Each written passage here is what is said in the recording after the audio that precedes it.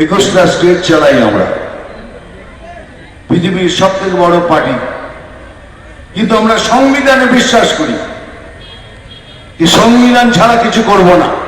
এই জন্যই এতদিন ধরে লাগাম টেনে বসে আছে। শুনলেন তো কালকে না পরশু বলছেন কে, আমি চাইলে আপনাকে হোটেল রুম থেকে বেরোতে দেবো না, গৃহমন্ত্রীকে।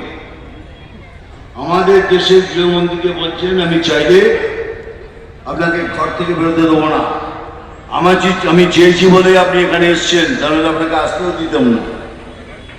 তো আমি একজন রিপোর্টারকে বললাম, ভাই একটু দয়া করে ওনাকে বলো না সম্পূর্ণভাবে অ্যানাউন্স করতে যে আমাদের দেশের গৃহমন্ত্রীকে বাংলাতে ঢুকতে দেব না। আর আমি আপনাকে কথা দিচ্ছি, সেই দিনের অপেক্ষায় থাকুন, সেদিন আমরা কি করতে পারি সেদিন দেখিয়ে দেবো। বাংলা গিয়ে দেশের গৃহমন্ত্রীকে বলছে ঢুকতে দেবো না, তার মানে কোথাও না কোথাও উনি ভেবেই নিয়েছেন এটা হয়ে গেছে বাংলাদেশ, এটা অন্য একটা দেশ।